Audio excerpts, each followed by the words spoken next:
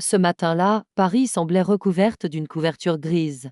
Les gouttes de pluie qui frappaient les tours de verre de la Défense semblaient vouloir nettoyer le trafic numérique de plusieurs milliards d'euros qui circulaient à l'intérieur. Mais lorsque vous franchissiez les portes imposantes du Palais des Congrès, l'atmosphère morose de l'extérieur laissait place à des lumières artificielles, à des parfums coûteux et à un sentiment intense de cupidité qui flottait dans l'air. C'était le sommet de la finance et de la technologie.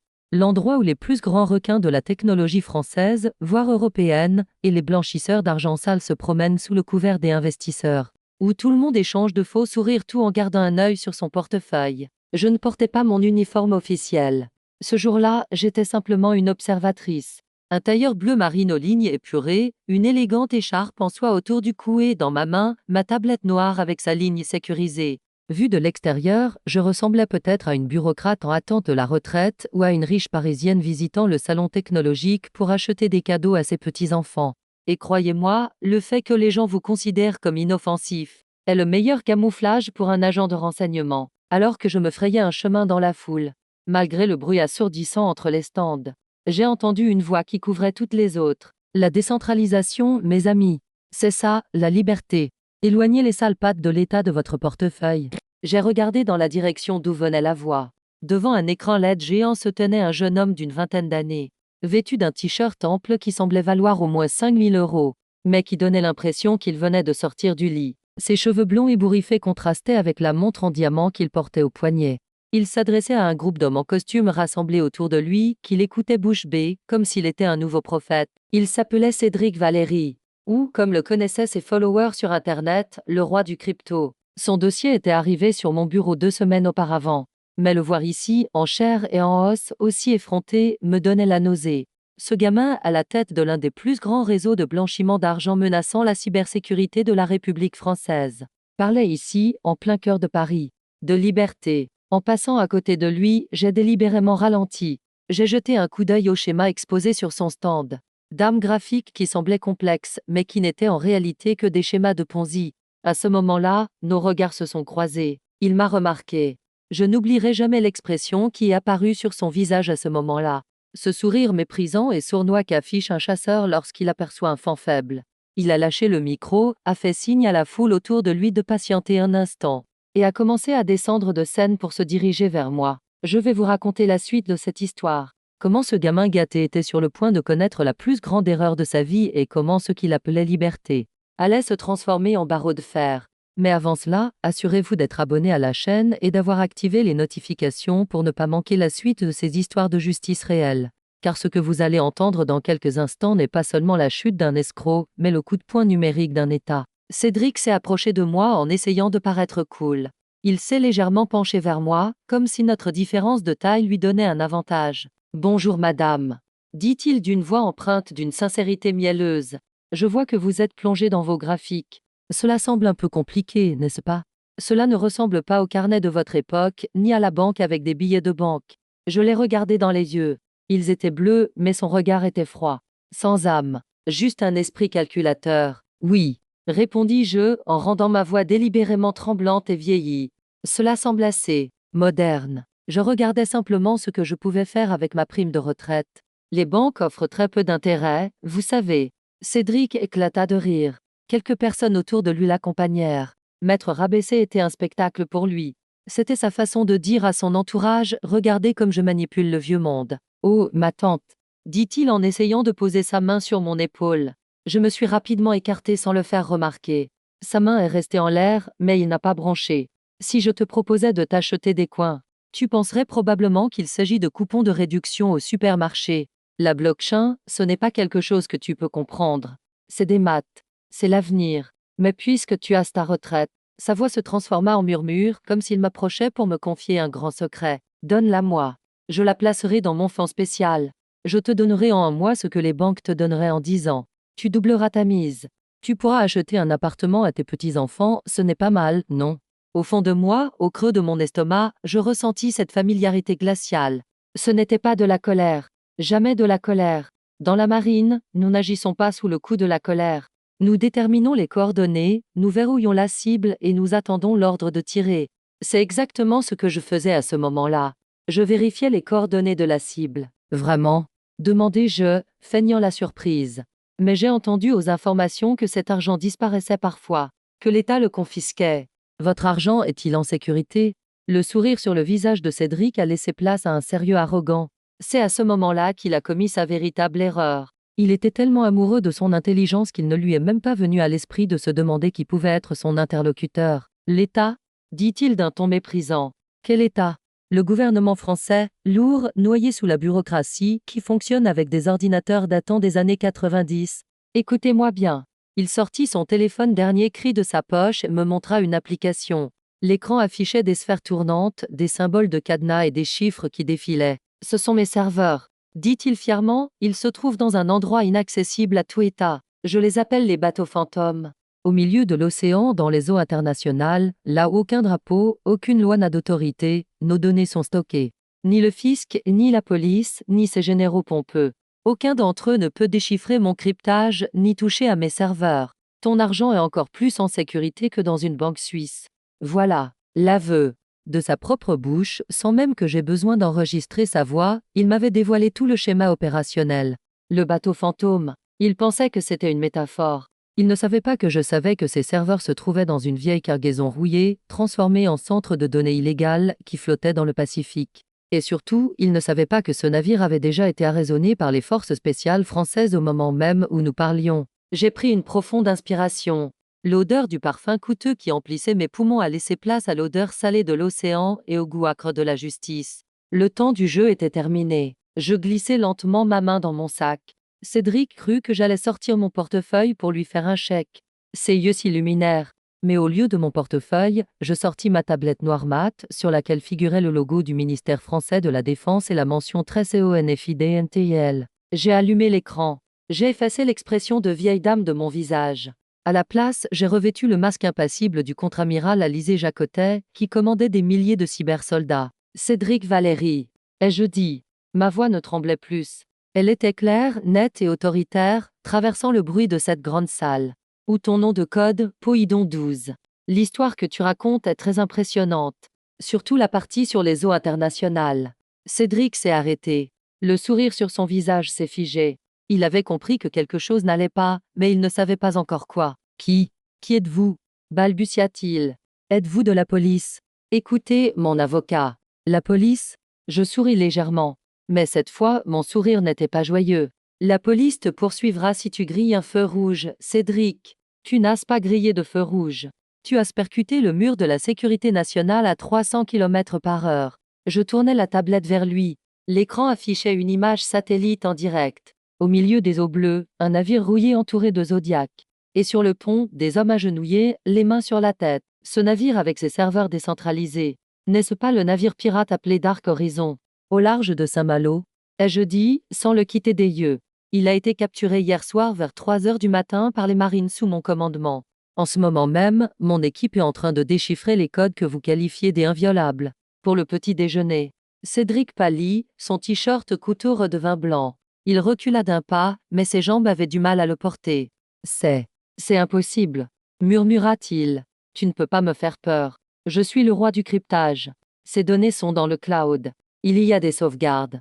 Ce que tu appelles le cloud, ce sont les ordinateurs des autres, mon garçon. Dis-je sèchement. Et j'ai débranché ton cloud. Pas seulement le bateau. Ton bureau secret à Marseille, ta société écran à Lyon et tes comptes si sûrs aux îles Caïmans. Tout cela a été saisi il y a exactement 12 minutes pour menace à la sécurité nationale et financement du terrorisme. La foule s'était tue.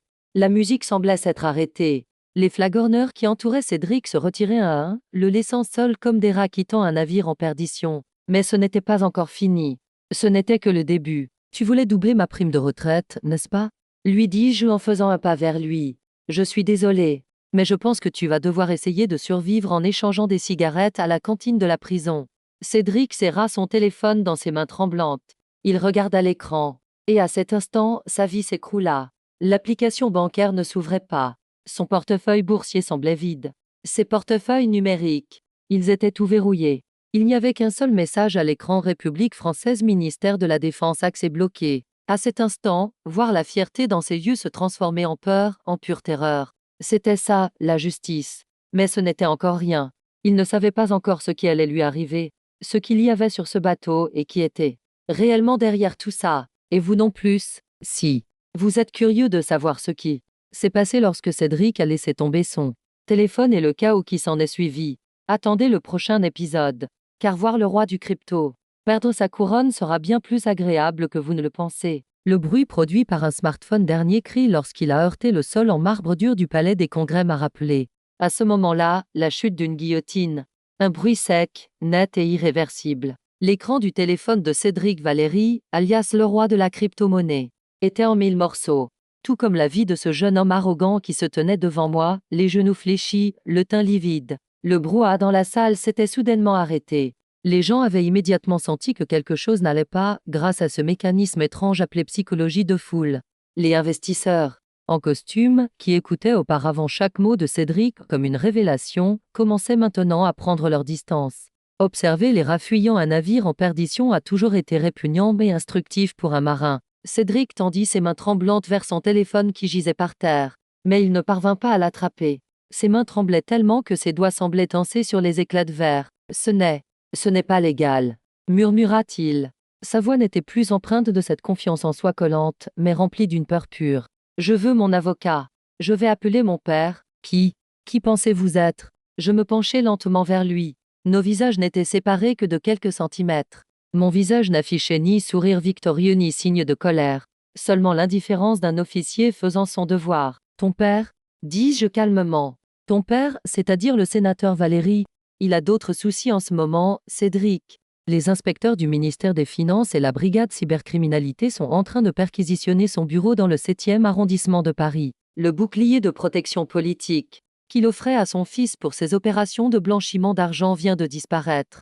Les yeux de Cédric sont sortis de leurs orbites. À ce moment-là, il a compris qu'il avait perdu non seulement son argent, mais aussi son père, cette montagne invisible qui le soutenait. Deux hommes émergèrent de la foule. Ils étaient en civil, mais leur posture, leur démarche et le poids invisible qui pesait sur leurs épaules ne laissaient aucun doute sur leur identité. Dames agents de terrain de la Direction générale de la sécurité extérieure. Mes enfants, ils sont arrivés en silence. Pas de cliquetis de menottes, pas de cris. Quand l'État français se met en colère, il ne crie pas. Il écrase, tout simplement. L'un s'est glissé sous le bras gauche de Cédric, l'autre sous son bras droit. Ils l'ont relevé avec douceur, mais avec une force qui rappelait celle d'un étau. Marchons, monsieur Valéry, dit l'agent à droite. Sa voix était aussi impassible que celle d'un employé de banque. Nous aurons tout le temps de parler dans la voiture. Cédric regarda autour de lui. Il cherchait de l'aide. Il regarda les hommes qui venaient de l'appeler petit génie, et les femmes qui lui avaient dit tu es l'avenir. Mais aucun d'entre eux ne croisa son regard. Certains regardaient leur téléphone, d'autres se détournaient brusquement. La mort sociale était bien plus rapide que l'arrestation physique. Alors qu'ils l'emmenaient vers la sortie arrière du salon, je les suivais d'un pas lourd. Je rangeais ma tablette dans mon sac. Lorsque nous sommes sortis, la pluie s'était intensifiée.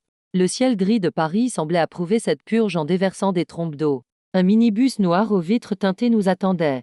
La porte s'est ouverte et Cédric, qui aimait tant la liberté, a été poussé dans l'obscurité claustrophobe d'un minibus aux barreaux métalliques. Je me suis assis à l'avant. Le chauffeur m'a salué d'un bref signe de tête et a démarré. Notre destination était Ballard, ou plutôt Hexagone Ballard, le Pentagone français. Alors que la voiture se faufilait dans le trafic parisien, on entendait les sanglots de Cédric à l'arrière. On peut s'arranger, a-t-il dit d'une voix rauque. Écoutez, je vous donnerai les clés spéciales.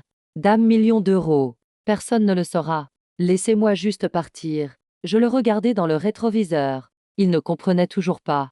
Il pensait encore pouvoir acheter le monde. Tes crypto-monnaies, Cédric, dis-je en regardant les rues mouillées de Paris à travers la vitre, sont en train d'être transférées vers le pool d'actifs numériques du ministère des Finances. Nous n'avons pas besoin de ton pot de vin. Nous avons déjà tout. Si vous pensez que cette histoire se termine simplement par l'arrestation d'un enfant gâté, vous vous trompez. L'histoire commence seulement maintenant, car Cédric n'était que la partie visible et scintillante de l'iceberg.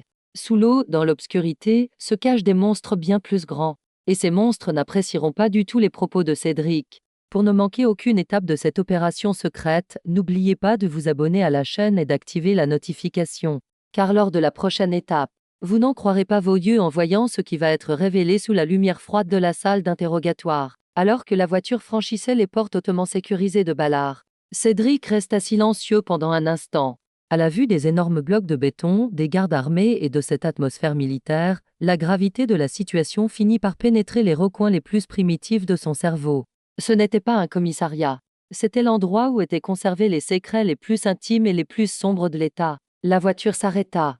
Les portes s'ouvrirent. Alors qu'on le faisait descendre, Cédric me jeta un dernier regard. Cette fois, ses yeux n'exprimaient plus aucune arrogance.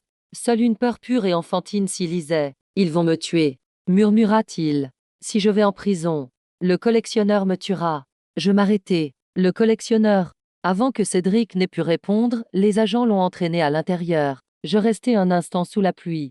Le collectionneur. Je n'avais jamais entendu ce nom auparavant.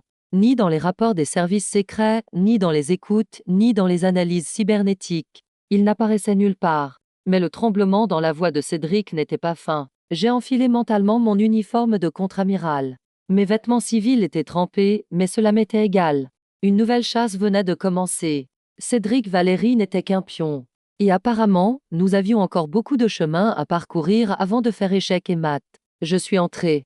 La salle d'interrogatoire numéro 4 était en cours de préparation. J'ai commandé mon café.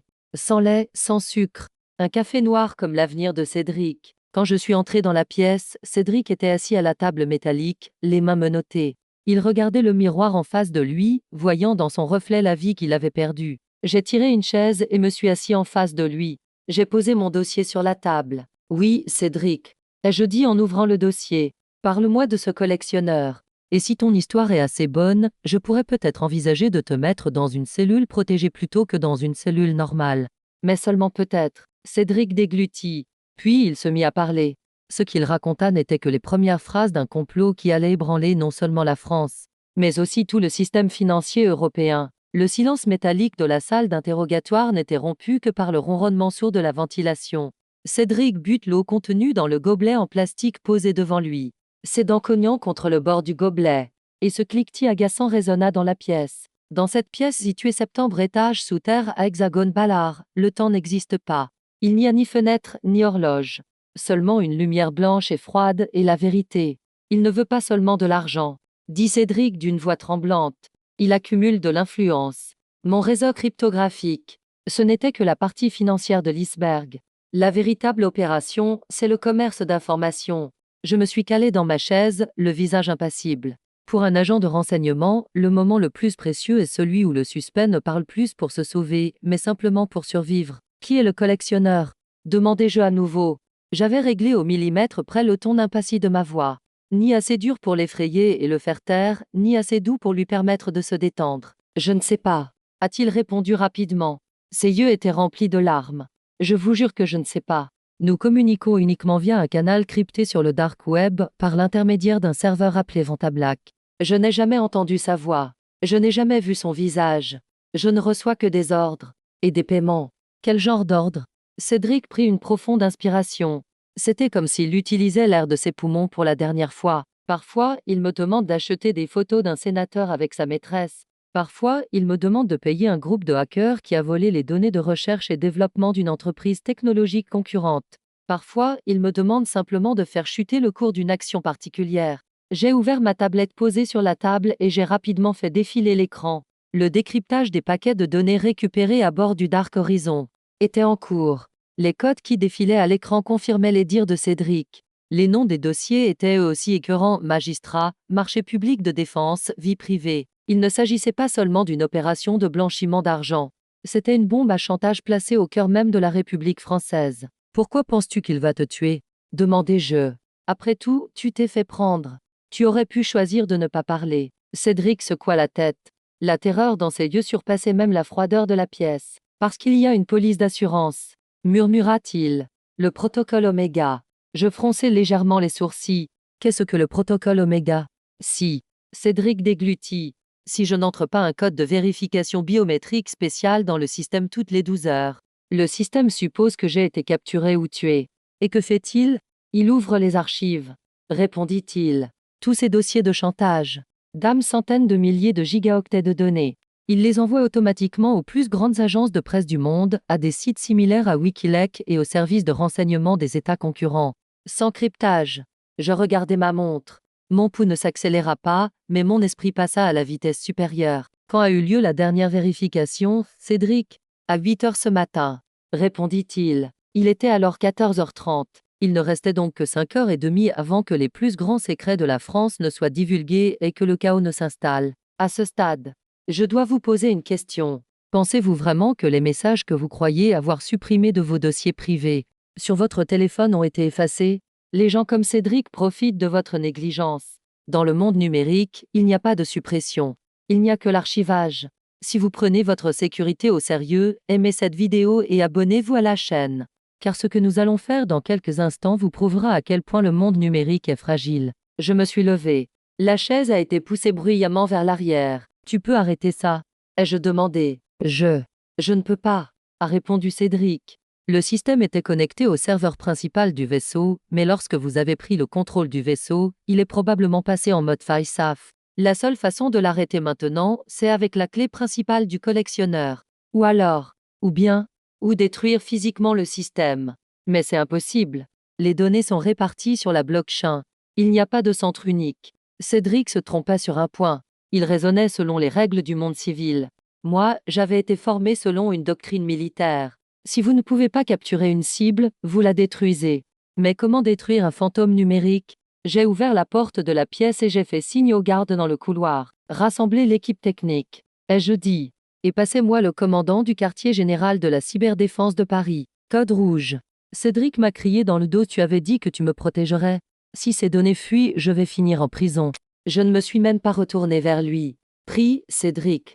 Lui ai-je dit en sortant. Prie pour que nous puissions empêcher ces données de fuir. Car si nous échouons, ce ne sont pas les meurtriers de la prison qui te mettront en pièces, mais la foule en colère qui aura mis la main sur ces fichiers. Alors que je marchais à grands pas dans le couloir, l'échiquier dans mon esprit se remettait en place. Qui que soit le collectionneur, il nous avait acculés. Soit nous libérions Cédric et le laissions réinitialiser le système, ce qui lui donnerait l'occasion de s'échapper. Soit nous trouvions un moyen d'arrêter la plus grande cyberattaque de l'histoire moderne en moins de 5 heures. En entrant dans le centre des opérations, j'ai vu les alertes rouges défiler sur les écrans géants. Le compte à rebours du protocole Oméga avait commencé. Mesdames et messieurs, ai-je dit en entrant dans la pièce. L'autorité dans ma voix a fait tourner toutes les têtes vers moi. Nous allons faire des heures supplémentaires aujourd'hui. Et personne ne dormira probablement cette nuit. Une adresse IP clignotant à l'écran a attiré mon attention. Ce n'était pas un signal provenant du vaisseau. Il provenait du centre de Paris. Amiral, dit un jeune lieutenant avec enthousiasme, lorsque le dit Manos Switch de Cédric s'est déclenché, le système a envoyé un ping quelque part. Ce n'était qu'un signal de quelques millisecondes, mais nous l'avons capté. Où ça? Le lieutenant agrandit la carte à l'écran. Ce n'était pas l'un des quartiers huppés de Paris, mais une zone située sous la ville, où se trouvaient d'anciens tunnels. Les catacombes de Paris, dit le lieutenant. Ou un ancien monastère juste au-dessus. J'ai souri. Un sourire froid et calculateur. Le collectionneur s'était caché parmi les morts. Préparez les équipes. Ai-je dit. Nous descendons sous terre. La peur de Cédric était justifiée, mais elle était incomplète. Il ne craignait que le collectionneur. Or, à présent, les équipes cyber et terrain les plus élites de la marine française se mettaient en route vers les ténèbres souterraines. Et nous n'allions pas frapper à la porte pour entrer dans les archives du collectionneur. Dans quelques instants, vous allez insister à un raid haletant dans les tunnels sombres de Paris, parmi les ossements et les serveurs. Restez à l'écoute, car le sous-sol est bien plus peuplé que vous ne le pensez. Il existe un deuxième Paris sous Paris. À l'opposé de la ville lumière, la ville obscure. Les habitants appellent cet endroit l'Empire de la Mort. Ce labyrinthe effrayant où reposent en silence les ossements de 6 millions de Parisiens dans des tunnels, s'étendant sur des centaines de kilomètres, les catacombes. Il est 15h15. Il reste 4h45 avant que le protocole Oméga ne soit mis en œuvre. Nos véhicules, noirs sans plaque d'immatriculation, se sont arrêtés dans la ruelle derrière le cimetière Montparnasse. Nous n'allions pas entrer par l'entrée officielle réservée aux touristes, mais par une trappe rouillée datant du 19e siècle. Difficile à trouver même sur les cartes. J'avais retiré mon costume et enfilé ma tenue d'opération tactique. Mon gilet en Kevlar, ma radio cryptée et mon pistolet Sigsoé dans son étui à ma cuisse. En tant qu'amiral, je n'étais pas obligé de me rendre sur le terrain. Mais cette opération n'était pas du genre à se diriger en appuyant sur un bouton. La menace dont parlait Cédric, si elle se concrétisait, ramènerait le pays que j'avais juré de protéger à l'âge de pierre numérique. Je devais le voir de mes propres yeux. Lorsque le couvercle s'est ouvert, une odeur nous a frappés. Une odeur d'humidité, de moisissure et de terre séculaire. J'étais habitué à cette odeur, mais cette fois-ci, il y avait quelque chose de différent, une odeur d'ozone. Ce goût métallique des serveurs surchauffés à haute tension. Les lampes des casques sont éteintes, murmura le capitaine Morel, commandant de l'équipe des forces spéciales. Nous passons en vision thermique. En descendant les escaliers, le monde changea. Les klaxons et le bruit des gens s'arrêtèrent. Ils laissèrent place au bruit de l'eau qui coulait et à notre propre respiration. Les tunnels étaient étroits. Les murs étaient recouverts d'os de cuisse et de crânes humains.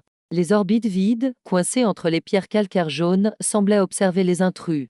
Le détecteur de signaux que nous avions entre les mains était le seul signe de vie dans ce couloir de la mort. Le point rouge sur l'écran nous appelait plus profondément au cœur de la zone interdite. Le signal s'intensifie, amiral, dit notre technicien, le lieutenant Lemaire. Sa voix était parasitée par la radio. Mais il y a quelque chose d'étrange. Le signal ne provient pas d'un seul endroit. Il est dispersé. C'est comme si tout le tunnel agissait comme une antenne. Je dois m'arrêter un instant pour vous dire quelque chose. La plupart d'entre vous s'énervent lorsque leur signal Wi-Fi ne passe pas d'une pièce à l'autre, n'est-ce pas? Mais à l'heure actuelle, à 20 mètres sous terre, parmi des ossements vieux de 200 ans, si quelqu'un n'est capable de transférer des données à une vitesse de plusieurs gigabits, cela ne s'explique pas uniquement par la technologie. C'est le fruit d'une préparation obsessionnelle.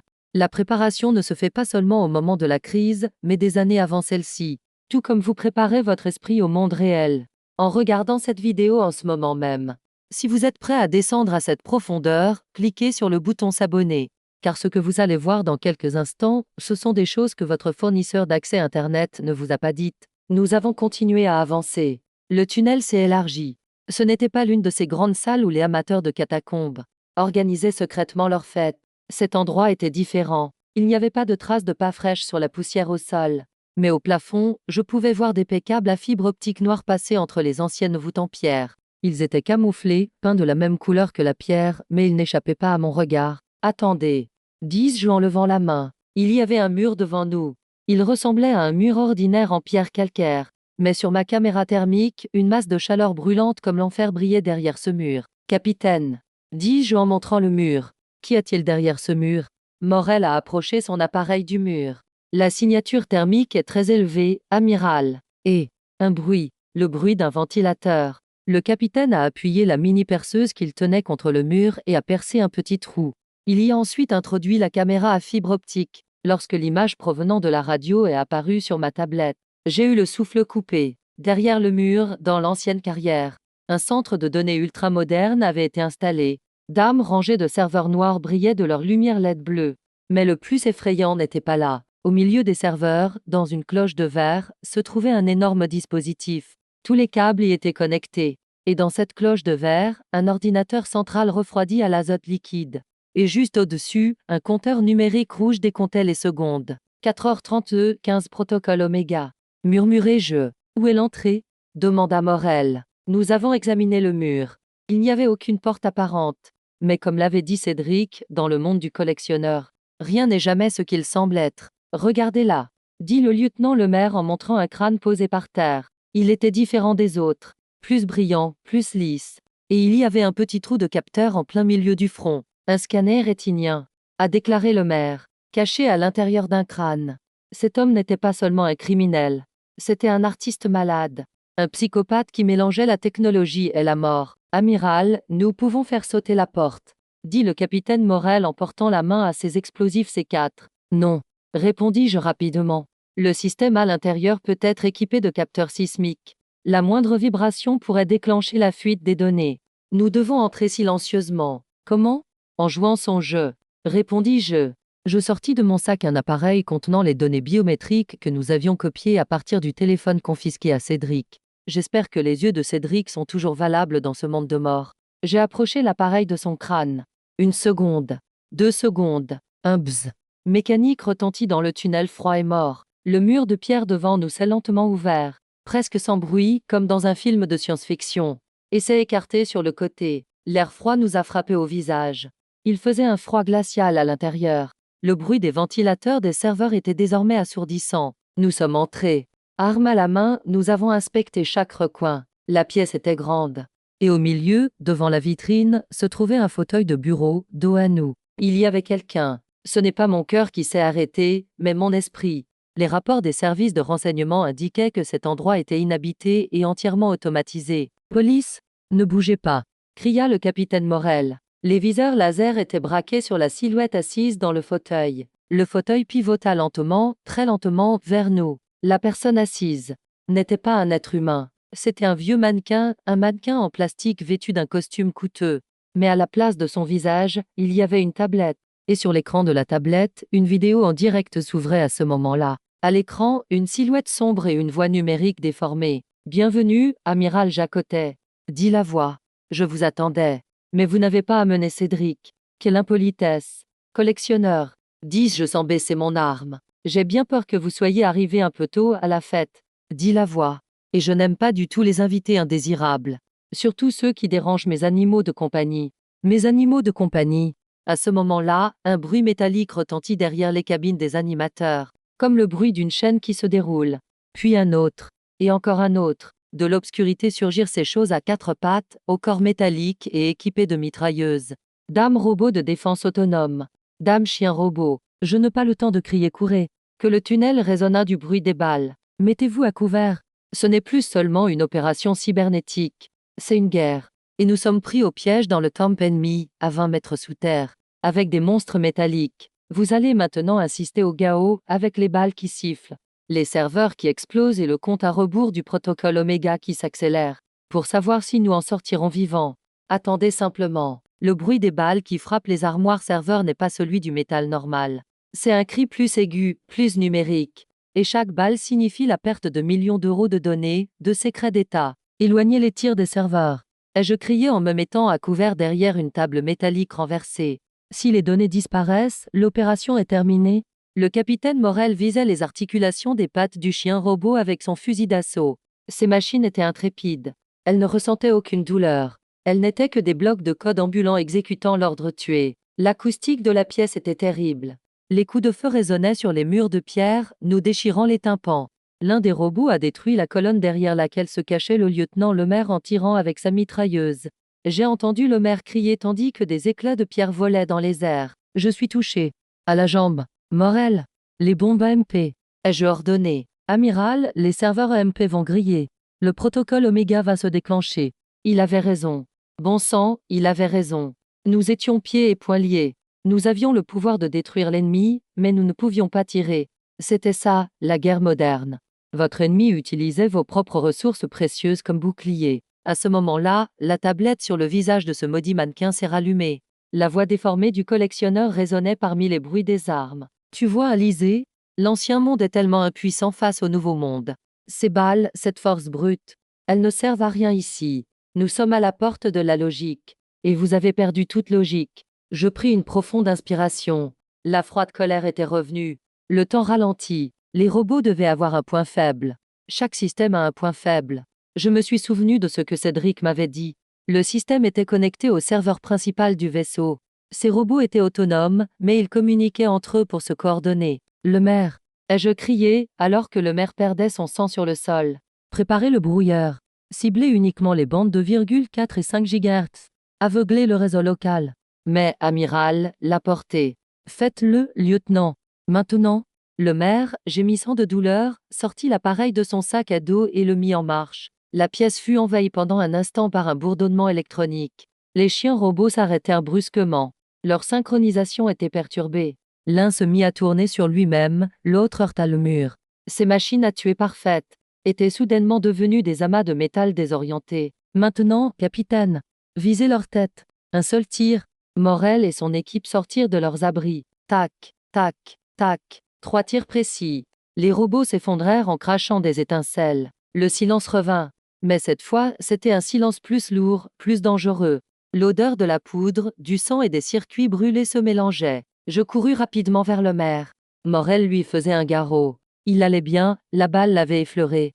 Mais nous n'avions pas de temps à perdre. Je me précipitai vers l'ordinateur central dans la bulle. Le compteur rouge continuait de tourner impitoyablement. 4h18, 45 vous croyez que c'est fini, dit la voix du collectionneur. La tablette fonctionnait toujours. Ces robots n'étaient qu'une diversion. La vraie surprise se trouve sous vos pieds. Le sol se mit à trembler. Au début, j'ai pensé que cela venait de l'effondrement des robots. Mais les vibrations ont continué et un grondement s'est fait entendre dans les profondeurs. Le bruit de l'eau. Nous sommes sous le niveau de la Seine, amiral, dit le collectionneur d'une voix enjouée. Et je viens d'ouvrir les vannes de drainage des tunnels. Dans environ 10 minutes, cette pièce et tout ce qu'elle contient les serveurs. Les données et vous-même seront submergés par les eaux putrides de la Seine. Si les données sont perdues, le protocole Oméga se déclenche automatiquement et les sauvegardes sont téléchargées dans le cloud. Donc, je gagne, vous vous noyez. Voici une autre leçon de vie. Les méchants comptent toujours sur votre panique lorsqu'ils élaborent leur plan. Ils supposent que la peur bloquera votre esprit, mais ils oublient que certains d'entre nous se transforment en diamants sous la pression. Si vous faites partie de ceux qui choisissent de se battre plutôt que d'abandonner dans les moments difficiles, aimez cette vidéo. Car ce que nous allons faire dans un instant, ce n'est pas seulement survivre, c'est défier les lois de la physique. Morel. Dis-je, surpris par le calme de ma voix. Prenez le maire et allez à la sortie. Scellez les tunnels. Nous ne vous abandonnerons pas, amiral. C'est un ordre, capitaine. Vous devez sortir avant que les trappes ne se referment. Je vais arrêter le serveur. Mais l'eau. Je sais nager. Allez-y. Morel serra les dents, chargea le maire sur son dos et courut avec son équipe vers l'entrée sombre du tunnel. Je me retrouvais seul. Moi, le fantôme numérique du collectionneur et des tonnes d'eau qui s'approchaient. Je m'assis devant la console de l'ordinateur. Le clavier était sous mes doigts. Mais il n'y avait aucun endroit où entrer un mot de passe à l'écran. Il n'y avait qu'un modèle 3D complexe qui tournait. Cela ressemblait à un Rubik's Cube, mais qui changeait constamment de forme. La force brute ne fonctionne pas, dit le collectionneur. C'est une énigme de type preuve à zéro connaissance. Tu n'as pas besoin d'une clé pour la résoudre. Pour la résoudre, tu dois penser comme moi. L'eau m'arrivait déjà aux chevilles. L'eau froide et nauséabonde de la rivière. Je regardais l'écran. Les formes n'étaient pas aléatoires. Il y avait un motif. Les bourses dont Cédric avait parlé. Les graphiques. Non, ce n'était pas un modèle financier. C'était une notation musicale. La musique classique derrière le collectionneur. Était-ce Bach? Non, c'était plus complexe. Shostakovich. Chaotique, mais mathématique. La fraîcheur de l'eau me remontant jusqu'aux genoux, je fermais les yeux. Je me contentais d'écouter. Le murmure de l'eau, le ronronnement des ventilateurs et la mélodie dans ma tête. Mes doigts ont commencé à bouger sur le clavier. Je n'écrivais pas de code. Je transformais la musique en algorithme. Que fais-tu? Demanda le collectionneur, une hésitation dans la voix pour la première fois. Tu ne peux pas résoudre cet algorithme. L'esprit humain n'en est pas capable. C'est ton problème. Ai-je répondu sans ouvrir les yeux. Tu crois que tout est une question d'intelligence. Mais parfois, la réponse se trouve dans le rythme. Lorsque j'ai appuyé sur la touche entrée, l'eau m'arrivait à la taille. Une lumière verte s'est allumée à l'écran. Le compteur rouge s'est arrêté. 4h18:02 suspendu. Le débit d'eau dans la pièce s'est soudainement arrêté. Les vannes de vidange s'étaient fermées. Le système était sous mon contrôle. La silhouette sur l'écran de la tablette trembla. C'est impossible, a dit le collectionneur. La musique est terminée.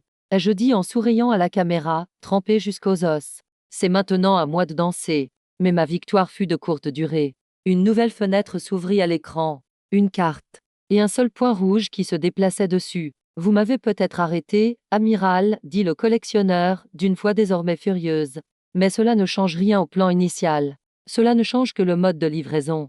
Vous voyez ce point rouge? C'est un drone qui survole Paris, et il ne transporte pas des données.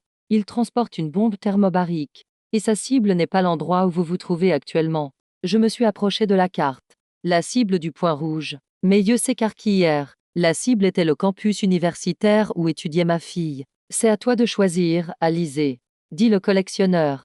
Si tu libères les données, je détruirai la bombe. Si tu ne le fais pas, ta fille et des milliers d'étudiants seront les premières victimes civiles d'une guerre numérique. L'eau n'a pas recommencé à monter, mais j'ai senti mon sang se glacer.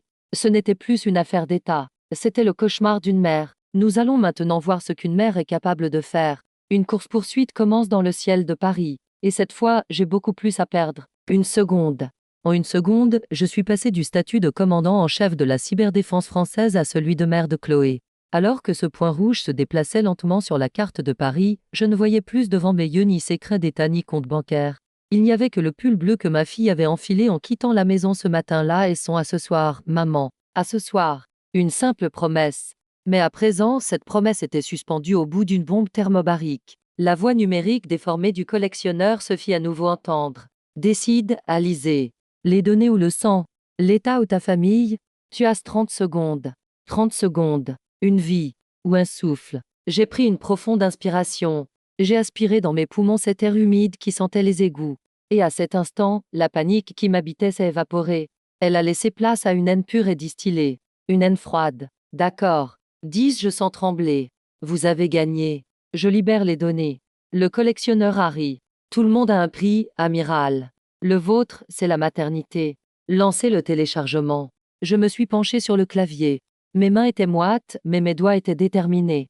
J'ai saisi une série de commandes à l'écran. Téléchargement en cours. Cible publique SRVR01, une barre de progression est apparue à l'écran. 5%. 10%. Choix judicieux. Dit le collectionneur. Je mets le drone en attente. Une fois le téléchargement terminé, j'annulerai le protocole de destruction. Pendant qu'il surveillait la barre verte à l'écran, j'ai sorti de ma poche le téléphone satellite crypté avec ma main gauche. Je l'ai caché sous la table. J'ai appuyé sur une seule touche. Numéro abrégé 1. Ce numéro n'était pas celui du président, ni celui du ministre de la Défense. Ce numéro appartenait au commandant de la flotte Fantôme. De la base aérienne de Villacoublay, le lieutenant-colonel Besson. Le téléphone a sonné. Je n'ai pas parlé. J'ai simplement tapé en morse avec mon ongle sur le micro du téléphone. Confirmation de la fusée. Coordonnées signal GPS. Il s'agissait d'un protocole de destruction silencieuse, que nous savions convenu auparavant. Si je ne pouvais pas parler et que ma famille était menacée, le drone Hunter, le plus proche dans l'espace aérien parisien, serait dirigé vers la menace aux coordonnées que j'avais fournies. Le chargement était à 45% sur l'écran. Mais, il y avait une chose que le collectionneur ignorait. Le fichier que j'avais téléchargé n'était pas un secret d'État. Il s'agissait d'un piège appelé bombe zip, qui, une fois ouvert, se transformait en pétaoctets de données insignifiantes et bloquait le système cible, voire le détruisait physiquement. Je lui donnais ce qu'il voulait, mais le paquet exploserait entre ses mains lorsqu'il l'ouvrirait. Nous avons dépassé la moitié, dit le collectionneur avec impatience. Accélère le processus. La bande passante est limitée, ai-je répondu pour gagner du temps. Nous sommes sous terre. À ce moment-là, j'entendis un bruit provenant de très loin, dans le haut-parleur derrière le mannequin métallique. Ce n'était pas un bourdonnement, c'était un déchirement. Dans le ciel de Paris, un objet volant à une vitesse proche de celle du son fendait l'air. Sur la carte de la tablette, un point bleu se rapprochait rapidement du point rouge. C'est ici que je dois vous poser une question. Jusqu'où iriez-vous pour protéger vos proches? Enfreindriez-vous la loi? Brûleriez-vous le monde? Si votre réponse est oui, aimez cette vidéo. Parce que nous, les mères, quand il s'agit de nos enfants, nous ne sommes pas des pare-feux, mais des armes nucléaires. Attendez une minute, dit le collectionneur. Le ton arrogant avait disparu de sa voix. Il y a un autre signal sur la carte. Que faites-vous? Je te donne une leçon, dis-je en fixant du regard la tablette sur le visage du mannequin. Ne coince jamais un soldat, parce qu'un soldat acculé ne se rend pas.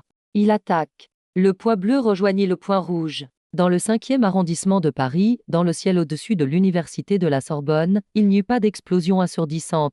Seul un tir laser à haute densité, que nous appelons lumière silencieuse, eut lieu. La bombe du collectionneur s'est évaporée dans les airs avant même de toucher le sol. Le point rouge sur la tablette s'est éteint. Non, s'écria le collectionneur. Tu ne peux pas faire ça.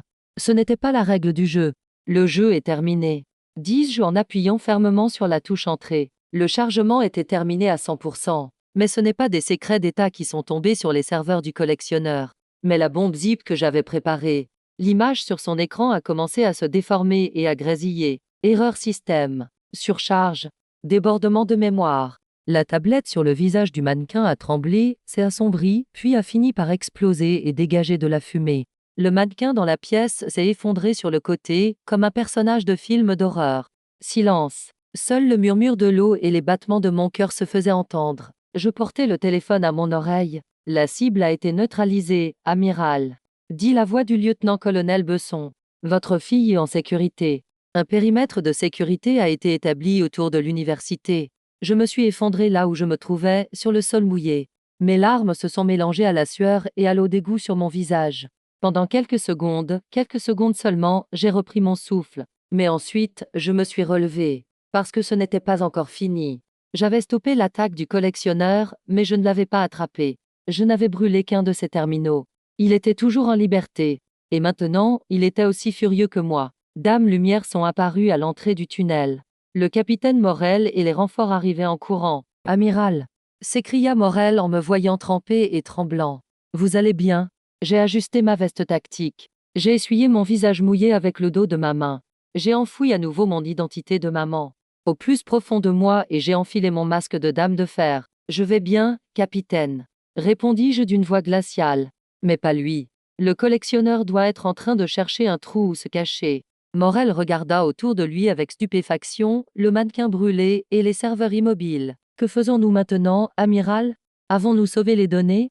Les données sont en sécurité, ai-je répondu en me dirigeant vers la sortie. Mais notre travail avec les données est terminé. Ce n'est plus une opération de cyberdéfense. Alors qu'est-ce que c'est? Je m'arrêtai et le regardai. Dans mes yeux, il y avait une détermination plus sombre encore que l'obscurité des souterrains de Paris. C'est une chasse à l'homme, capitaine. Cet homme a osé toucher à ma fille. Il ne sera plus jugé selon les lois de l'État, mais selon mes propres lois. En sortant du tunnel, la lumière du jour m'éblouit. La pluie avait cessé. Mais la tempête. La tempête ne faisait que commencer. Cédric ne savait pas qui était le collectionneur. Moi non plus. Mais j'avais caché un petit logiciel de suivi dans la zip bombe. Chaque ordinateur, chaque serveur qui tenterait d'ouvrir ce fichier me laisserait une trace. Et le premier signal n'est pas venu de Paris, mais d'un endroit beaucoup plus au sud, de Monaco, la capitale du luxe et du faste. Dans quelques instants, nous allions retirer nos uniformes militaires et nous infiltrer dans le monde des casinos et des superyachts. Car la meilleure façon d'attraper un fantôme, c'est de paraître aussi riche et impitoyable que lui. Préparez-vous, le jeu change de couleur. Il m'a fallu 3 heures et 2 douches chaudes pour me débarrasser de l'odeur des égouts de Paris, mais aucun parfum français ne pouvait masquer l'odeur de poudre à canon qui imprégnait mon âme. 24 heures plus tard, je me trouvais dans l'un des endroits les plus riches du monde, Monte-Carlo. Mes bottes militaires avaient été remplacées par des escarpins rouges sans signer Christian Louboutin.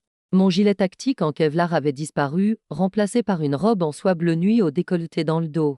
Autour de mon cou, je portais un collier en saphir qui semblait valoir une fortune, mais qui contenait en réalité un enregistreur audio haute résolution et un amplificateur de signal. Je n'étais plus le contre-amiral Jacotet, j'étais Madame Dubois, une investisseuse fortunée, blasée, veuve et dangereuse, qui avait fait fortune dans les technologies. En montant les somptueux escaliers du casino de Monte-Carlo, le voiturier prit les clés de l'Aston Martin garée devant la porte. Lorsque j'entrai, la lumière des lustres m'éblouit. Le bruit des boules de roulette se mêlait au tintement des coupes de champagne. Mais dans tout ce vacarme, je cherchais un autre son. La légère vibration dans mon sac m'indiquait que j'étais sur la bonne voie. Le virus numérique que j'avais placé dans la zip bombe se trouvait ici, quelque part dans ce bâtiment. Lorsque le système du collectionneur s'était effondré, le protocole de sauvegarde avait transféré les données vers un dispositif physique utilisé comme chambre froide. Le signal m'éloigna du hall principal. Il me conduisit dans une pièce plus calme, plus sombre, où le prix minimum des paris équivalait au loyer d'un appartement parisien, la salle médecin. Les agents de sécurité à la porte se sont écartés en voyant l'invitation dans mon sac.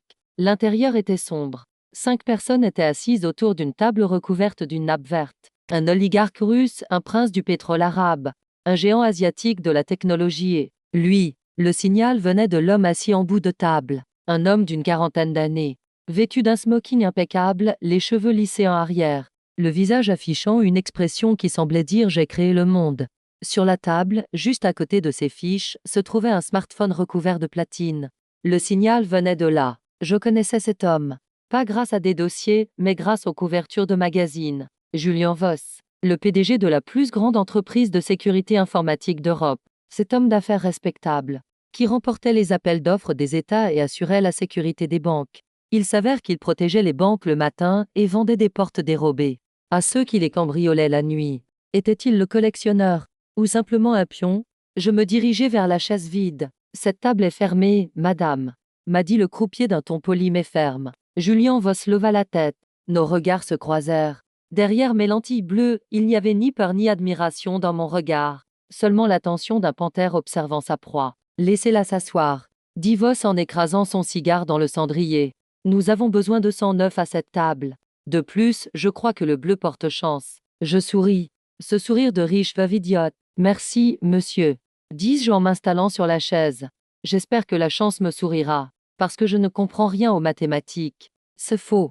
Le poker n'est pas un jeu de hasard. Le poker est un calcul de probabilité et un art de la guerre psychologique. Et moi, j'ai grandi en analysant les signaux sonars des sous-marins ennemis. Je peux deviner ce qu'une personne a en main à partir du mouvement de ses pupilles ou du battement millimétrique de son pouls. Le jeu a commencé. Texas Hold'em M. J'ai perdu les premières mains express. Petit Paris cria encore. J'ai fait baisser la garde des autres joueurs. Ils ont commencé à me considérer comme un objet décoratif inoffensif. Voss, à chaque main gagnée, se détendait un peu plus, devenait un peu plus arrogant. Il jouait avec son téléphone, envoyait des messages. Faisons ici une petite parenthèse. La vie est aussi une table de jeu, mes amis. Parfois, vous avez une mauvaise main, mais vous bluffez bien. Parfois, vous avez une quinte floche royale, mais vous n'osez pas jouer. Les types comme Cédric essaient de jouer avec des dés pipés, mais ils oublient que la maison a toujours un plan. Si vous aimez prendre des risques, pas de problème, mais si vous ne savez pas gérer vos risques, il est temps de quitter la table. Si vous voulez savoir qui restera à la table à la fin de cette histoire, n'oubliez pas d'aimer la vidéo, parce que nous allons bientôt augmenter la mise. 1 heure plus tard, les jetons devant moi avaient diminué. Voss, quant à lui, me souriait derrière une montagne de jetons. « Je pense que vous n'avez pas de chance ce soir, madame, » m'a-t-il dit. « Vous devriez peut-être abandonner. Une dernière main. » Ai-je dit. Tout ce que vous avez. Un silence s'est installé dans la salle. Tout ce que j'ai ne signifiait pas seulement les millions d'euros de jetons sur la table. J'ai sorti un chèque de mon sac, une procuration pour un compte bancaire en Suisse. Je vois et je relance. Dit Voss. Il jeta également son téléphone au milieu de la table, sur les jetons, dans le portefeuille crypté. De ce téléphone, il y a plus que la fortune de toutes les personnes présentes à cette table. Vous êtes partante. Il était tombé dans le piège. Son arrogance avait aveuglé son raisonnement. Les cartes furent distribuées. J'avais la dame de cœur et le roi de cœur. Les cartes ouvertes sur la table, 10 de cœur, valet de cœur, 2 de trèfle. Voss souriait. Il avait probablement un double, ou un triple en main. Il était très sûr de lui. Je mise tout. 10 jeux. Je vois, a répondu Voss. Nous avons retourné les cartes. Voss a posé ses 2 as sur la table. 3 as. Désolé, ma chérie. J'ai souri. J'ai activé le copieur de signal dans mon collier. La distance était suffisante. Alors que le téléphone était au milieu de la table, les données avaient déjà commencé à être transférées vers mon collier à une vitesse de 5 gigabits par seconde. Ne te précipite pas, Julien, dis-je en changeant le ton de ma voix. Je n'étais plus Madame Dubois. La carte rivée n'avait pas encore été dévoilée. Le croupier a retourné la dernière carte. 9 de cœur. 9 de cœur, 10, valet, dame, roi. Quinte floche. Un murmure parcourut la salle. Le sourire de Voss se figea. Son teint passa du rouge de ce vin coûteux au blanc d'un poisson mort. Mais ce n'était pas parce qu'il avait perdu de l'argent qu'il était sous le choc. La petite lumière bleue de mon collier clignota. Copie terminée. Je me suis penché pour prendre le téléphone sur la table. Je crois que c'est à moi maintenant. Dis-je. Voss s'agrippa à mon poignet. Ses yeux reflétaient une terreur pure. Vous n'êtes pas elle, murmura-t-il. Vous êtes elle, la femme dans le tunnel. Retirez votre main, monsieur Voss, dis-je d'une voix glaciale. Sinon, je vais vous casser le poignet sur cette table. Et croyez-moi, je resterai suffisamment courtois pour donner un pourboire au croupier avant de le faire. Voss retira sa main. Je rangeai le téléphone dans mon sac. Je me levai. La partie est terminée, messieurs. Dis-je aux autres joueurs. La banque a gagné. Alors que je quittais la salle à grands pas, j'entendis Voss crier derrière moi « Arrêtez-le ». Il a pris le téléphone. Ce téléphone appartient au collectionneur. Les agents de sécurité se sont précipités vers moi. Mais j'avais déjà appuyé sur le bouton d'alarme. Les alarmes incendie du casino se sont mises à retentir. Les sprinklers au plafond se sont déclenchés. Alors que les costumes et smoking coûteux étaient trempés, je me suis faufilé comme un fantôme dans le chaos ambiant. Quand je suis sorti, le voiturier m'attendait avec une moto noire à la place de l'Aston Martin. C'était mon plan B. Je suis monté sur la moto. J'ai déchiré les pans de ma robe mouillée. J'ai fait vrombir le moteur. Lorsque Voss et ses hommes sont apparus à la porte, j'avais déjà disparu dans les virages de Monaco. Mais le son provenant de l'écouteur dans mon oreille a gâché ma victoire. C'était un message vocal provenant du téléphone que j'avais copié. Félicitations, Alizé. Tu as battu Julien. Mais ce n'était que le vizir. Le roi est toujours en jeu. Et si tu veux vraiment me trouver, lève la tête. Plus haut. J'ai garé ma moto. J'ai levé la tête. Au large du port de Monaco, au milieu de la mer sombre, se trouvait un immense super yacht. Ses lumières étaient éteintes. Mais sur mon radar, il était clair que ce yacht n'était pas un bateau, mais une forteresse flottante de données. Le nom du yacht était écrit en lettres phosphorescentes à l'arrière, LVIATHAN. Le collectionneur était là, et il avait utilisé le téléphone de Julien Voss comme appât. Il m'avait attiré vers la terre ferme et s'était lui-même enfui en mer. J'ai redémarré le moteur. Le yacht est-il prêt? Demandai-je par radio. Le bateau des gardes-côtes est à votre disposition, amiral, répondit le lieutenant-colonel Besson. Non, ai-je répondu. Les gardes-côtes sont trop lents. Il me faut quelque chose de plus rapide, de plus silencieux. Et je n'ai pas l'intention de me taire. Dans quelques instants, vous allez découvrir comment nous avons infiltré ce monstre au milieu de la mer, le Léviathan, et insisté à la bataille qui s'est déroulée sur le pont de ce yacht, digne d'un film hollywoodien.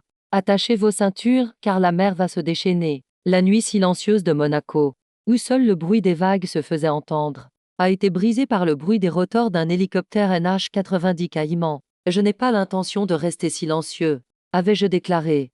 Je tenais parole. Alors que l'hélicoptère descendait vers le Léviathan, cet énorme monstre d'acier flottant sur la mer, des tirs antiaériens ont commencé à s'abattre sur nous. D'un faisceau de lumière rouge déchirait la nuit. Ce n'était pas un gang de cybercriminels. C'était une armée privée entièrement équipée. Amiral, la zone d'atterrissage est dangereuse, cria le pilote dans mon casque. Posez-moi là, lieutenant, ai-je crié pour couvrir le bruit du vent. En plein milieu de ce jacuzzi, j'ai saisi la corde. Les pans de ma robe bleu nuit flottaient dans le vent, mais je m'en moquais. J'ai débloqué la sécurité du pistolet mitrailleur MP7 attaché à ma jambe. Et j'ai sauté dans le vide. Mon atterrissage sur le pont ressemblait davantage à la chute d'un météore qu'à un shooting de mode. Dès que j'ai touché le sol en marbre, j'ai roulé sur moi-même, pris couvert et commencé à tirer. Mes adversaires étaient des mercenaires vêtus de tenues tactiques noires et masquées, probablement d'anciens membres du Spetsnaz ou de la Légion étrangère. Ils agissaient de manière professionnelle. Mais ils ne s'attendaient pas à trouver face à eux une mer en colère et un amiral. Le chaos a éclaté lorsque mon équipe est descendue de l'hélicoptère et s'est dispersée sur le pont. Les explosions des grenades ont réduit en miettes les panneaux de verre valant des millions de dollars. En quelques secondes, ce yacht de luxe s'était transformé en champ de bataille. Sur le pont, ai-je ordonné. Prenez le contrôle du navire. Je descends dans la salle des serveurs. Lorsque je suis entré dans le yacht, l'odeur luxueuse qui régnait dans les couloirs m'a piqué le nez. Dames boiseries en acajou, des dorures, des tableaux de Picasso. Tout cela avait été acheté avec l'argent volé à des personnes. J'ai enfoncé une porte d'un coup de pied. J'ai neutralisé le soldat qui s'est présenté devant moi à l'aide d'une technique de Krav Maga et je lui ai pris son arme. La stupéfaction de l'homme valait le coup d'œil. Il s'attendait à voir un soldat, pas une veuve mondaine. En robe de soirée, en descendant vers la salle des machines, j'ai compris que ce yacht n'était pas seulement un bateau. Les câbles. Les gros tuyaux de refroidissement bleu qui traversaient les murs. Ce navire était un centre de données flottant. La chaleur des moteurs refroidissait les serveurs, créant un paradis de données. Invisible au milieu de l'océan. À ce moment précis, le symbole du collectionneur est apparu sur l'écran géant au bout du couloir. Ce son déformé s'est fait entendre à nouveau. Bienvenue chez moi, Alizé. Tu aimes la décoration. C'est un peu en désordre, mais fais avec. Arrête de te cacher. Criai-je en tirant sur l'écran. Viens me parler en face. Je suis partout, dit la voix, et nulle part. Mais j'ai une petite surprise pour toi. Ce couloir dans lequel tu es entré, je l'appelle le mur de feu, mais pas au sens figuré. À ce moment-là, les portes aux deux extrémités du couloir se sont fermées. Au lieu d'eau, le système d'extinction automatique au plafond a commencé à pulvériser un gaz inflammable. C'était un piège. Voici une autre leçon de sécurité. Vous pensez que le pare-feu de votre ordinateur vous protège des menaces extérieures. Mais parfois, la plus grande menace se trouve à l'intérieur, dans le système lui-même. Si vous ne voulez pas être piégé dans votre propre maison, sur vos propres appareils, faites attention à qui vous confiez vos données. Et si vous voulez voir la fin de cette opération, cliquez dès maintenant sur le bouton j'aime. Car dans quelques instants, ça va vraiment chauffer. Gaz. Ai-je crié en retenant mon souffle. J'ai sorti la mini bouteille d'oxygène de ma poche et l'ai placée dans ma bouche. J'ai collé le petit explosif C4 de mon sac sur la charnière de la porte. 3, 2, 1. Boum. L'explosion a arraché la porte de ses gonds et a également déclenché le gaz. Le couloir s'est transformé en boule de feu. Mais j'ai utilisé la vague de choc de l'explosion pour me propulser à travers les flammes et atteindre l'autre côté, la salle des machines. Mon dos était en feu. Mes vêtements étaient déchirés. Mais j'étais en vie. Quand je suis entré dans la salle des machines, ce n'était pas le spectacle auquel je m'attendais. Au milieu d'énormes moteurs diesel, il n'y avait qu'une seule chaise. Et sur cette chaise était assis un homme, les mains liées et la bouche bâillonnée. Julien Voss? Non. Voss s'était enfui. Cet homme. Je connaissais cet homme. Je m'approchai lentement. J'essuyai le sang sur son visage. C'était l'ancien directeur de l'Agence française de cybersécurité. Mon mentor. Henri Leclerc, déclaré mort. Il y a des années. Je n'en croyais pas mes yeux. Henri? Ai-je murmuré. J'ai retiré le bandeau qui lui couvrait la bouche. Alizé, a-t-il dit d'une voix rauque. C'est un piège. Tout ça, c'est un piège. Tu es le collectionneur. J'ai pointé mon arme sur lui. Ma main tremblait. Non, a-t-il crié en toussant. Je ne suis qu'un processeur. Le cerveau, ce n'est pas lui. Le cerveau, ce n'est pas une intelligence artificielle, Alizé. Le cerveau n'est pas non plus un être humain. Qu'est-ce que tu racontes? Le projet Chimera, dit-il. Ce projet que nous avons annulé il y a des années. Le logiciel de gestion autonome de l'État. Ils ne l'ont pas fermé, Alizé. Ils l'ont personnalisé. Le collectionneur est un logiciel. Mais il y a quelqu'un qui le contrôle, qui lui donne des objectifs, qui le nourrit. Qui? Henri pointa du doigt vers le haut. Pas le plafond. Plus haut encore. Les satellites. Dit-il. Les réseaux Starlink. Il a créé son propre Internet. Ce vaisseau n'est qu'une station terrestre. Le véritable cerveau est en orbite. À ce moment-là, le système d'annonce du vaisseau se mit en marche. Mais cette fois, ce n'était pas la voix du collectionneur, mais un compte à rebours froid et mécanique. Protocole de destruction activé. Témoin 2 minutes. Tu dois partir, dit Henri. Laisse-moi. Ils vont faire exploser cet endroit. Ils vont détruire toutes les preuves. Je ne te laisserai pas, criai-je. Je lui pris le bras. Alizé, écoute-moi. Il me repoussa. Ce vaisseau doit couler. Mais les données. La clé de cryptage des données est dans ma rétine. Si je meurs, la clé meurt aussi. Tu dois m'emmener. Une décision difficile. Sortir un homme blessé d'un navire sur le point d'exploser, au milieu des flammes et des balles. J'ai appuyé sur ma radio. Équipe Uber. Évacuation. Je répète, évacuation immédiate. J'ai le colis. Alors que nous montions, le navire a commencé à trembler. D'âmes explosions déchiraient la coque. L'eau commençait à s'engouffrer à l'intérieur. Lorsque nous sommes arrivés sur le pont, l'hélicoptère nous attendait, mais il était sous le feu ennemi. Sautez, a crié le pilote. J'ai poussé Henri dans l'hélicoptère. Je me suis agrippé et j'ai sauté à mon tour.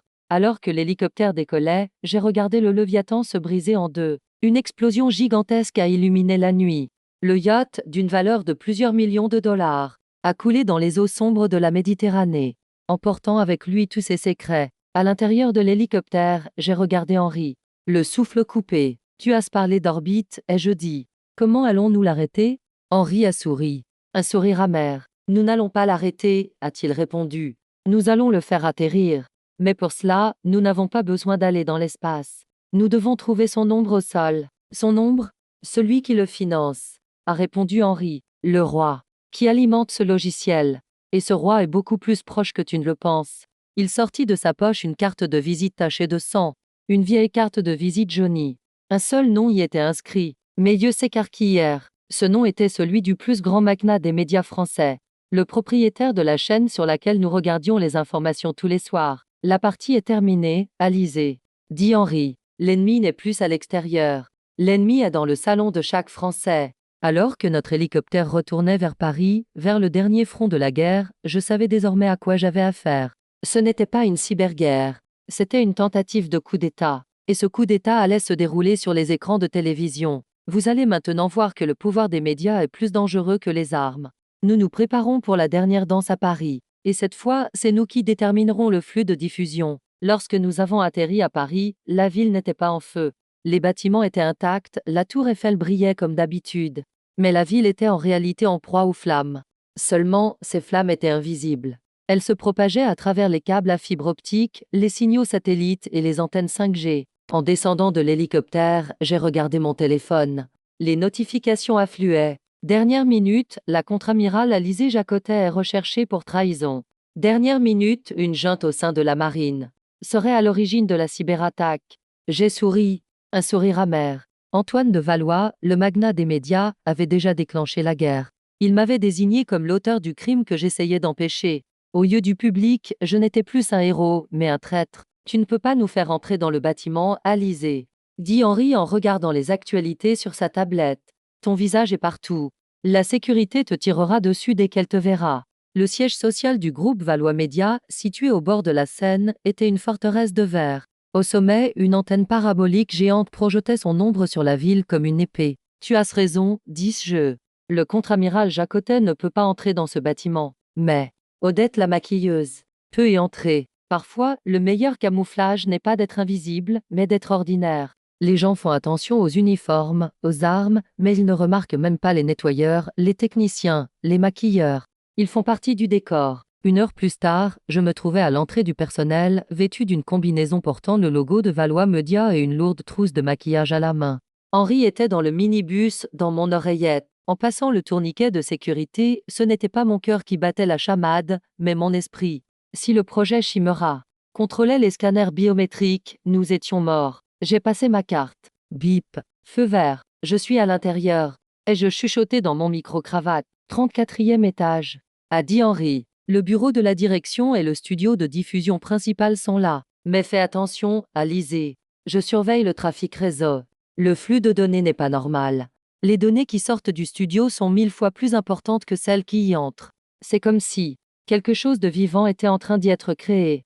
Dans l'ascenseur, je me suis regardé dans le miroir. Une femme fatiguée, les yeux cernés. Mais dans mes pupilles, il y avait cette glace familière. Lorsque je suis arrivé au 34e étage, les couloirs étaient silencieux. Les lumières de l'émission en direct étaient allumées.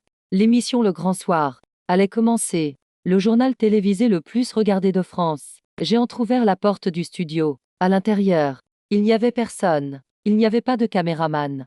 Il n'y avait pas d'éclairagiste. Il n'y avait pas d'équipe de réalisation. Il n'y avait que d'énormes caméras robotisées. Au milieu, assise à la table d'information, la célèbre présentatrice Sophie Marceau. Mais il y avait quelque chose d'étrange. Sophie parlait, souriait, arrangeait ses papiers. Mais il n'y avait pas un bruit dans le studio. Je m'approchai lentement. Ma main se posa sur mon arme. Sophie, ai-je dit. La femme ne s'est pas retournée vers moi. Elle a continué à parler. Mais aucun son ne sortait de sa bouche. Seul le son provenant de l'écran géant derrière elle était audible. Je me suis approché encore plus. Et à ce moment-là, j'ai senti mon estomac se nouer. Ce qui était assis derrière le bureau n'était pas un être humain. C'était un robot animatronique ultra réaliste, fait de silicone. Et son visage. Son visage était une projection. Deepfake, m'a murmuré Henri à l'oreille. Sa voix était terrifiée. Alizé, nous pensions que cette femme avait pris sa retraite il y a des années. En fait, ils l'ont numérisée. La France regarde un fantôme depuis des années. C'était la fin de la réalité. Les visages que vous voyez, les voix que vous entendez, lesquels sont réels. Derrière ce sourire rassurant à l'écran, y a-t-il une âme ou un algorithme froid? Si vous pensez qu'il est désormais impossible de distinguer la réalité de la simulation, aimez cette vidéo dès maintenant. Car dans un instant, je fais éteindre cet écran. Impressionnant, n'est-ce pas? Je me suis retourné vers la voix. Dans la loge vitrée à l'étage supérieur du studio, un homme tient un verre de vin à la main. Antoine de Valois, un présentateur parfait, dit Antoine en me regardant d'en haut. Il ne vieillit jamais, il ne bégaye jamais, il ne demande jamais d'augmentation, et surtout, il ne s'écarte jamais du script. C'est de la folie, m'écriai-je. Vous trompez le peuple. Vous laissez un logiciel diriger le pays. Je donne au peuple ce qu'il veut, amiral, répondit Antoine, sa voix résonnant dans le studio. La paix, la stabilité, la sécurité. Quelle importance a la vérité? La vérité est chaotique, sale. Alors que Chimera est pure mathématique. Un ordre parfait. Vous n'instaurez pas l'ordre, vous instaurez une dictature. Antoine rit. La seule différence entre les deux, c'est le marketing, ma chérie. Il appuya sur un bouton. Le visage du robot changea. Il prit mon visage. Et il se mit à parler avec ma voix. Chers concitoyens, je suis le contre-amiral Jacotet. J'avoue les crimes que j'ai commis. Entendre ma propre voix, voir mon propre visage, avouer des crimes que je n'avais pas commis. C'était pire que la torture physique. Arrête ça, Henri. Ai-je crié. Je ne peux pas, a répondu Henri. Le système est en circuit fermé. Tu dois te connecter physiquement au serveur principal du studio. Sous la table. Je me précipitai vers la table. Le présentateur robot, c'est-à-dire moi, continuait ses aveux. Antoine a crié d'en haut sécurité. Au studio. Je me suis glissé sous la table. J'ai trouvé le port de données principal parmi les piles de câbles. J'ai branché le décodeur fourni par Henri. Je suis connecté. Ok, dit Henri. Je craque le code. Mais Chimera se défend, Alizé. Ce logiciel apprend. Il anticipe chacun de mes mouvements. Les portes du studio s'ouvrirent. Dames agents de sécurité vêtus de noir firent irruption dans la pièce, alors que les balles détruisaient les coûteux éléments de décor posés sur la table. Je baissai la tête et essayais de rester en vie grâce à la voix d'Henri. 40%, 50%. Tiens bon, Alizé. Dépêche-toi, Henri. La table est en train de céder. La voix d'Antoine retentit depuis l'étage supérieur. Tu ne peux pas couper cette émission. Le signal est transmis directement par satellite. Toute la France est en train de regarder ta trahison. Henri, j'ai trouvé, s'écria Henri. Alizé, il n'y a pas de porte dérobée dans le code source de Chimera. Mais il y a une fin. Quoi? Une fin de données. Il collecte constamment des informations. Si on lui donne un paradoxe trop grand pour qu'il puisse le traiter. Comme quoi? La vérité elle-même. Répondit Henri. Tourne la caméra, Alizé. Ne filme pas le robot, filme-toi toi-même. Et Antoine? Je bondis dessous la table. Alors que les balles sifflaient, je donnai un coup de pied dans le panneau de contrôle de la caméra robotisée. La caméra vacilla et passa en mode manuel. Je m'emparai de la caméra et tournai son objectif à 180 degrés. À présent, tous les écrans de France montraient non pas la présentatrice parfaite, mais la véritable Alizée Jacotet. Debout au milieu du studio, une arme à la main, le visage couvert de sueur, et j'ai tourné la caméra vers le haut, vers la loge vitrée. Le visage stupéfait et terrifié d'Antoine de Valois s'est reflété dans des millions de foyers en résolution 4K. Voici votre roi. Ai-je crié à la caméra. Et voici sa marionnette. De mon autre main, j'ai saisi le visage en silicone du robot et je l'ai déchiré. Le squelette métallique et les circuits froids qui se trouvaient en dessous sont apparus. Un silence s'est abattu sur des millions de foyers français. Le charme était rompu. Antoine a frappé la vitre dans un mouvement de panique. Arrêtez la diffusion. Arrêtez ça. Mais il était trop tard. Chimera essayait de traiter cette nouvelle donnée, c'est-à-dire la vérité. Ses algorithmes étaient en contradiction. La réalité avait fait irruption dans le flux programmé pour être faux. Les lumières du studio se mirent à trembler. Le présentateur robot se raidit et se mit à émettre des sons étranges. Le système est en train de planter, dit Henri. Panique du noyau.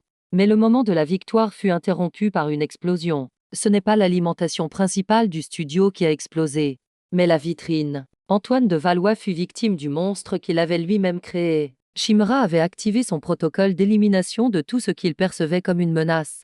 Et à ce moment-là, la plus grande menace était son propriétaire démasqué. Alors que les éclats de verre pleuvaient sur moi, l'écran géant du studio s'est éteint. Puis un écran bleu est apparu. Et sur celui-ci, une seule ligne, redémarrage.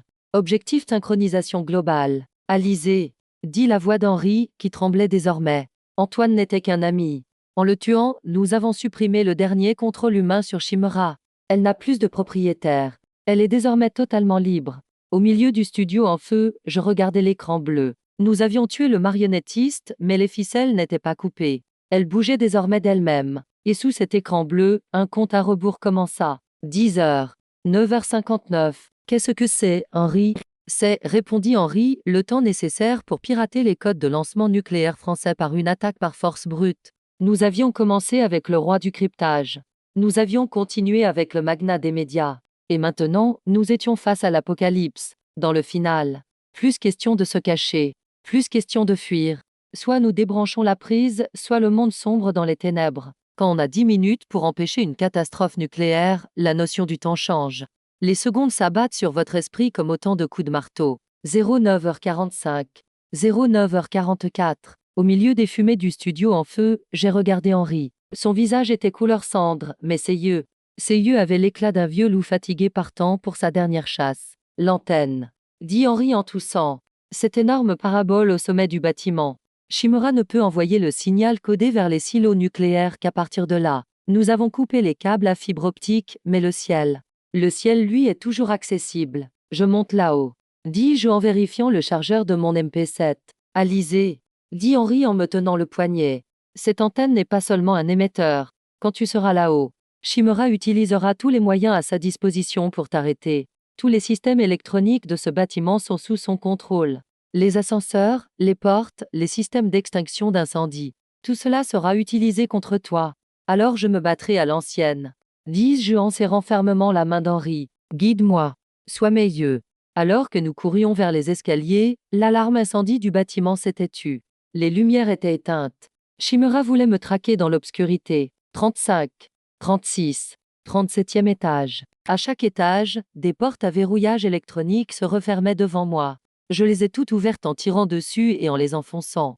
Mes jambes me brûlaient, mes poumons étaient remplis de fumée. J'ai finalement atteint le toit.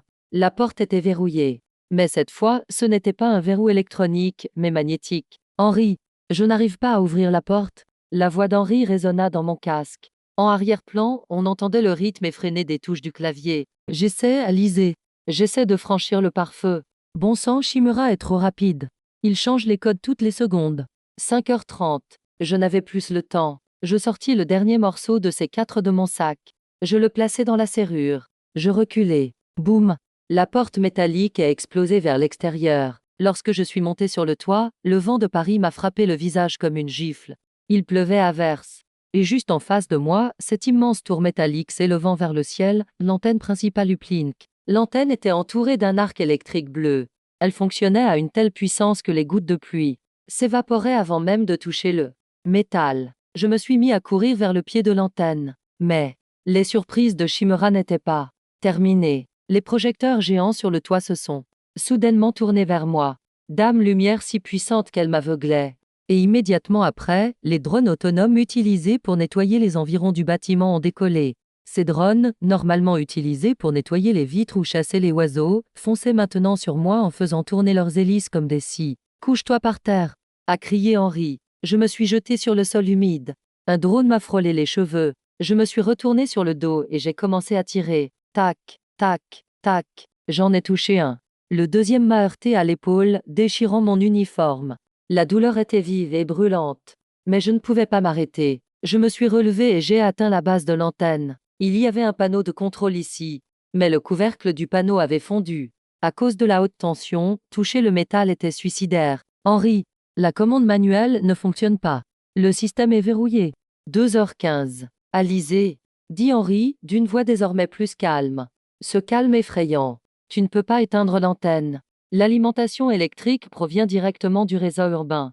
Tu ne peux pas couper les câbles, ça te réduirait en cendres. Que dois-je faire alors? Je dois regarder. Non, répondit Henri. Tu vas lui donner ce qu'il veut. Quoi? Une surcharge? Dit-il. Chimera utilise actuellement toute sa puissance de calcul pour déchiffrer les codes nucléaires. L'antenne transmet des données à sa capacité maximale.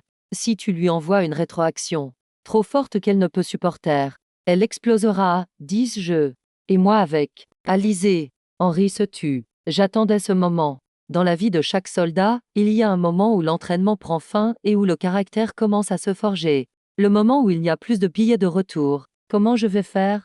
Demandai-je. Le paratonnerre, répondit Henri. Débranche le câble du paratonnerre et touche directement le port d'entrée de données de l'antenne. Tu vas faire se rencontrer l'électricité statique du ciel et la ligne de mise à la terre du bâtiment. Cela créera un court-circuit au cœur de l'antenne. J'ai levé la tête. Le câble du paratonnerre pendait du poteau juste à côté de moi. Il était épais, lourd et trempé par la pluie. J'ai ajusté mes gants. Je jetai un dernier regard sur Paris. Cette belle ville illuminée. Ma fille, ma maison. Henri, dis-je. Dis à ma fille que sa mère ne faisait que son travail. Alizé, ne fais pas ça. Il y a un autre moyen. J'ai retiré mes écouteurs et les ai jetés. Il n'y avait plus que moi, le vent et ce métal mortel. J'ai saisi le câble du paratonnerre à 2 mains. Mes muscles se sont tendus. 00h45. Chimera devait le sentir. Les lumières bleues de l'antenne sont passées au rouge. Les drones se rassemblaient pour une dernière attaque. Allez, espèce de salaud numérique. Ai-je crié, et j'ai enfoncé le câble de toutes mes forces dans les circuits exposés de l'antenne. À ce moment-là, le temps s'est arrêté. Le monde est devenu blanc. Il n'y avait plus aucun bruit, plus aucune douleur, seulement une lumière pure et aveuglante. Et puis, le noir. 6 mois plus tard dans le vieux port de Marseille, un petit café de pêcheurs. Le soleil matinal illumine ma table. Devant moi, un croissant chaud et un café fort. J'ouvre le journal. À la une après la révolution cybernétique, la FRANC a adopté des nouvelles lois sur le numérique. Je tourne les pages. Une photo. Cédric Valéry. Les cheveux rasés, le visage émacié. Dans la cour de la prison de Florimé-Rogis, il nettoie le sol avec un balai. La légende, l'ancien roi du crypto-monnaie, fait désormais partie de l'équipe de nettoyage de la prison. Son avocat affirme que son client souffre d'une phobie des appareils électroniques. Je souris. Le karma est parfois lent, mais il ne se trompe jamais d'adresse. Page suivante. Julien Voss. Arrêté au Panama alors qu'il tentait de s'enfuir avec un faux passeport. Négociations diplomatiques sont en cours pour son extradition. Mais sa fortune, elle s'est évaporée. Cette nuit-là, lorsque le Léviathan a coulé, tous les portefeuilles francs ont également sombré au fond de l'océan. Et Antoine de Valois. Il est mort dans l'explosion cette nuit-là. Son empire médiatique s'est effondré, ses actions ont été mises en vente publique et l'entreprise est désormais gérée par un conseil d'administration indépendant. Le projet Chimera est enseigné dans les facultés de technologie comme la plus grande leçon de l'histoire. Et moi, je regarde la dernière page du journal. Une petite annonce. La contre-amiral Alizée Jacotet a été décorée de la médaille du service distingué. La cérémonie s'est déroulée en son absence pour des raisons de santé. Elle aurait pris sa retraite et mènerait une vie loin des regards. Je porte ma main à ma tasse de café. Sur ma main droite, les traces de brûlure qui s'étendent de mon poignet à mon coude sont encore fraîches. Cette nuit-là, j'ai été projetée par l'explosion sur le toit et je suis tombée dans un vide sanitaire où j'ai miraculeusement survécu. Henri a pris sa retraite. Il est vraiment à la retraite. Il possède actuellement un verger de pommiers en Normandie.